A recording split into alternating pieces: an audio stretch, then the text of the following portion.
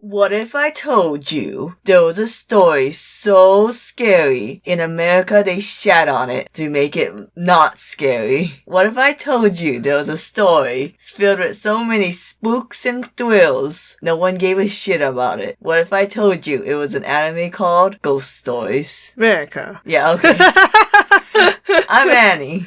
I'm Inti. And this is FunUntitled, where we serve every episode with an FU. Maybe it is podcast. God, son of a... whatever. I don't even know the timing that this is gonna come out for that to make sense, but yeah, we're a podcast that talks about different animes and reviews, and we just say our shitty opinions. Kinda like Ghost Stories. Wow. And to celebrate MERICA, we decided to go over the greatest English dub of all time. Now, a little actual history of the anime Ghost Stories. So, Ghost Stories was a book in Japan that did really popular. But then there's so many iterations and retellings of it that people kind of got bored. Kind of like with the Sherlock Holmes series. God, I'm bored of that. So, BBC could have kept going if it was more interesting after season 2. we could have said that about anything. I liked the Like, Robert... Firefly could have been still going. It was better. People seem to like it. It's a cult following. You can't trust cults.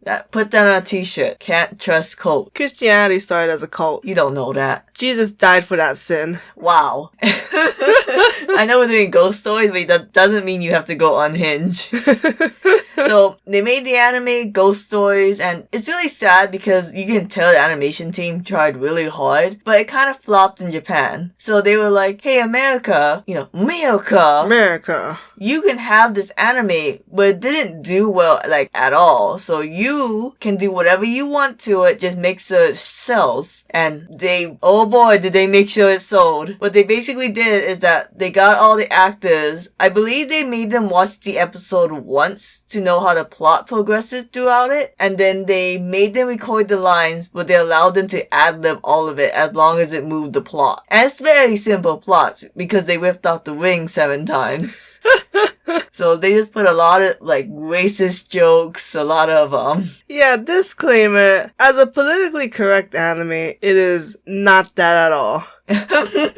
And that includes being racist against black people, Mexican, Japanese, Chinese, and it's very mean to the mentally disabled community. I just want to say, it's kind of like with Niga Higa, where he used the F-A word and everyone like kind of gave him shit for that. But y'all don't understand how different it was in like the 2000s. 2000s? God, I hope this is in the 90s at least. No, I'm pretty sure it's 2000s. Because, yeah, it was dark humor frowned upon. Not as much as today. We're not as politically correct. I don't know if this is dark humor or more like crude humor. Maybe. It's kind of like Sunny in Philly humor, where, like, we know these characters are supposed to be assholes, so they're not supposed to be, like, modeled citizens. Like, they can make weird, pedophilic jokes, because we know, oh, okay, you're kind of a scum. Yeah, this show really shows the evilness within a 4th grader. God, there's a lot of gay and bestiality jokes in some episodes. Bestiality? The rabbit? Oh.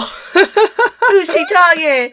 I understand now that we could never be together, not because you're a rabbit, but because you're black. There were some actors that really thrived in the ad-lib environment, and there were some actors who just didn't know what to do. I'm looking at you, girl, who just kept screaming that one episode. Yeah, I didn't think the teachers were that funny, but definitely the main cast students were funny. Yeah, like, it's weird because they got a lot of famous actors, but maybe back then they weren't as famous. Who's famous besides the Christian girl who is, Monica Rial? Something like that, yeah. She plays Mary Jane from Fairy Tail. A lot of the ghosts, we don't really know them, but they were famous. Like, Da Vinci was, Vic Magnolia. Ugh. I don't know how you pronounce his name, but... Talk about things that don't grow in age. Don't age well. He grows in age, you dumbass. You know what I mean? Oh, I think his final nail in the coffin was when he went to that convention during the height of COVID, and we were like, who would invite him to a convention during COVID? And it was Florida. The most America of states.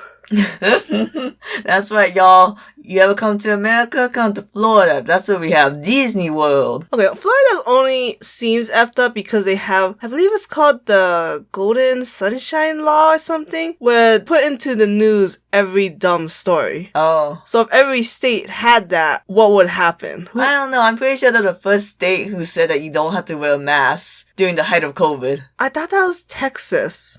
Close enough. I know Florida's bad because it's a popular destination for spring break, but I don't know if they took off the mask mandate first. That was like Texas, then Arkansas. And I don't know if states followed after that. Well, I don't know why we're defending Florida so much. But yeah, Ghost Stories is super funny if you're not from Florida. No, I'm just kidding. It's super funny if you just kind of turn your brain off of, oh, I'm offended at this. And you don't get bored with the plot, because the plot is horrendous. God, that little boy. Okay, so the main cast, we have the main girl character, Satsuki. And then we had her little brother character. I forget what his name was. They kept saying it too. I think it's like Ketchup. Keto? Keto. And so those are the two. They move into town, and I think they moved right after the mom. No, the mom died a long time ago. They're just moving back to their parents' hometown for whatever reason. I think in Asian culture, I forget if it's like a Shinto or Buddhist thing, but it's important to have like services like after so many days, months, years after the death. So it might have been like, cause there's that one time, like the very last episode, they're like, oh, we gotta remember mom's death. I don't think it's like one of those like yearly, just going to the memorial site. It might have been one of those like, milestone anniversary dates. We'll never know because not like the dub will ever say that. Oh, one of my favorite lines was when Sasuke was talking to Hajime and was like, why are you wearing shoes inside my house? And he says, I don't have time to explain the cultural differences. Get your ass moving. And so I think, we'll never understand why they were there in relation to the mom because the dub did not actually go over the plot. It was so funny how much they broke the fourth wall. Like how it was like, strike the pose.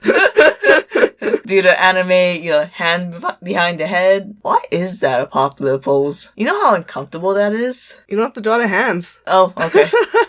Yeah, that irritates me now because I never draw my characters hand behind the heads because you gotta draw the arms covering your face and that's the thing I spent the most time on. Maybe if you're talented enough, you could figure out how to do that without covering the face. Shut up. Sasuke and Keto, they move in, they have their little cat because the day I lost my mom is the day I gained a cat. That's how reincarnation works. And then they meet their neighbor, Hajime, the voice actor of Linhoit from Fire Emblem Three Houses.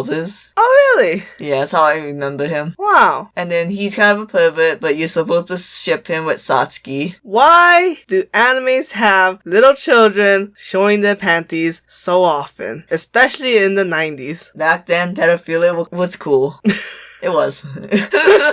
God. And then, I just want to know. So, Hajime has a friend who's like really into ghost stuff. What's his name? Leo. Oh my, he has the most American name. And I want to know why they made him into a Jew. Because all the jokes revolved around him being a Jew. For some reason, 90s, it's just really popular to make fun of Jews. I think a lot of it has to do with the popularity and rise of some like Jewish comedians. Like the Warner Brother movie company. And then a lot of them are writers, a lot of them are actors. I guess they're just like, let's just keep going. Maybe the voice actor's Jewish. God, I hope that voice actor's Jewish because he's very famous. Who is he? Man, I can't name the top of my head, but he voices like a shit ton of side characters. Oh, he's one of those voice actors. Yeah, he's a very iconic voice. And yet we can't name a single Well, I can, but what am I going to be like? He was Onigiri from Air Gear. He was Sho. He was Onigiri from Air Gear? Yeah, he was. Oh, he's that dude. Yeah. Oh. He's Sho from Fairy Tail. Oh. I don't know. Look him up and behind the voice actors. Is that what you did? Shut up. And then they meet a really Catholic girl, but I'm pretty sure she wasn't Catholic in the original. What was her name?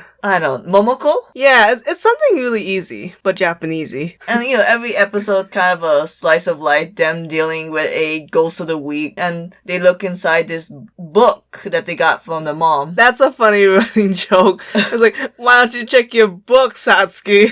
Oh yeah. Oh geez, Sasuke, we're going to the cemetery. Did enough plot points happen to make you realize you should look in the damn book? It's like, Yumiko! Its name is Yumiko! Look Look in the damn book. It's Yumiko. That was really funny. I think even though we could tell the plot was infuriating, the fact that the characters kind of called it out made it, funny instead of like pain.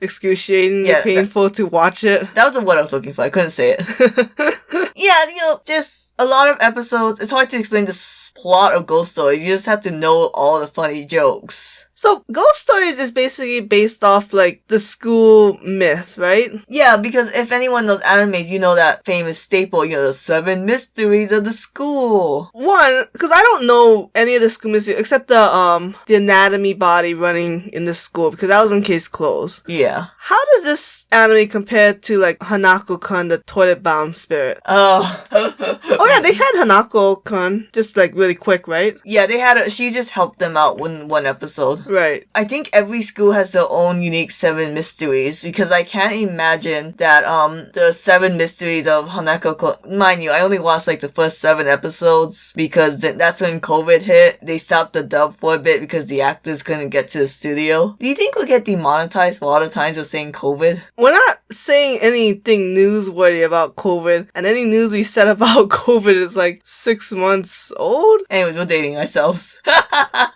And so, to be fair though, information on COVID is not that accurate. I just know in the beginning of COVID, if you even said the word COVID, your video would not be searchable. Wow. It's like the whole detecting music is they detect the word COVID. COVID, Corona. Suck it, YouTube. But I think they got a lot better with that. We're also posting on other sites other than YouTube. I wonder if other sites do that. I don't think so. Oh, YouTube's just an ass. Anyways, thanks YouTube. Yeah, Hanako-kun, I don't remember all of it, but I've never seen them before in any other Japanese staples, Like Hanako-kun was the only one that felt like, oh yeah, that's in every Japanese thing I read. And everything else was like, that's off the wall crazy.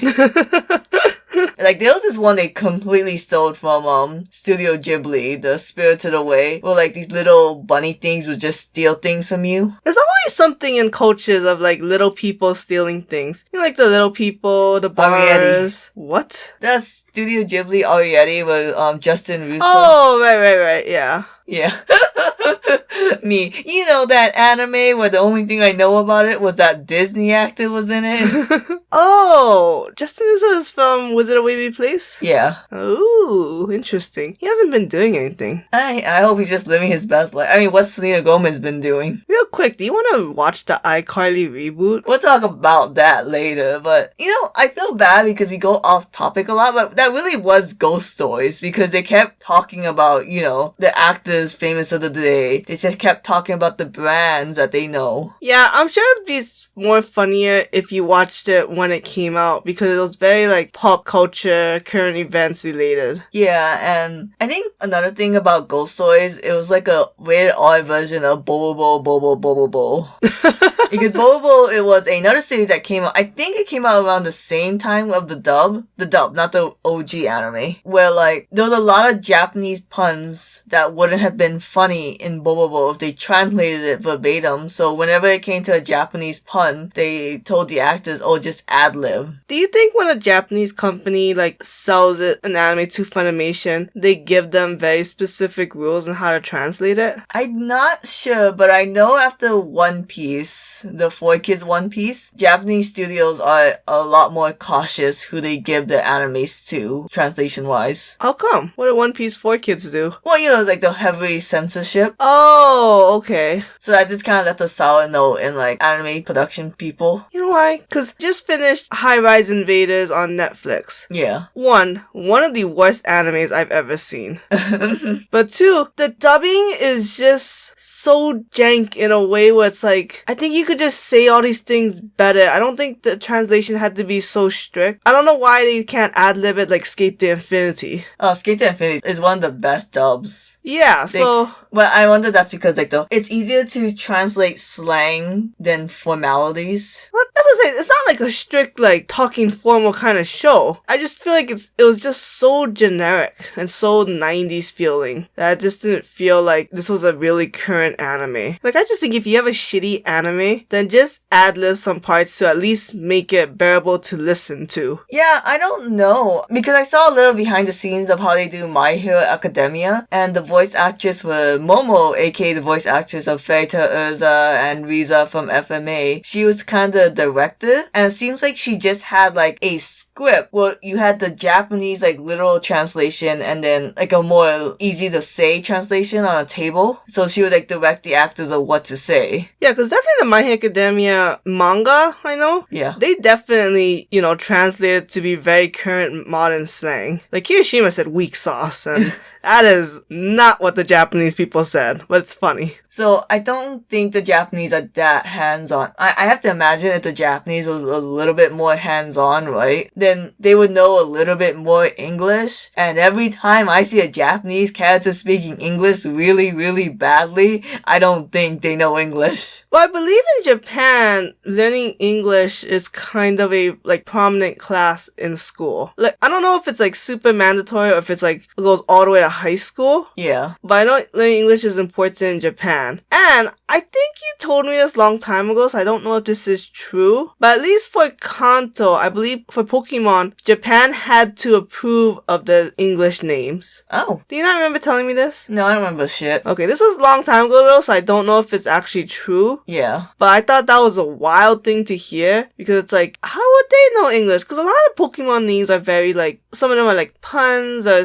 like, just like combination of a lot of like, not well-known words. Yeah. But, oh god, I remember watching one anime where the entire tone was off. Like, they read the lines, but I was like, you didn't really get what was happening here. I will never forgive, what happened to Juvia. Oh god. I'm just saying, her voice actress was like very vocal about hating Juvia. And then like, so a lot of the lines was misread. You know how many times you referenced Fairy Tail in this one episode? You know how many times. Anyways, what's your favorite episode of Ghost Stories? Favorite episode? This might be a cop-out answer, but I think the first episode, because it really, I don't know, it's just the shock value of when like you're first watching this again in a long time, and it's like, man, I don't remember how racist and how politically incorrect this episode was, but the more shock value of this episode, the more funnier it was. God, I love that they made the mom a lesbian.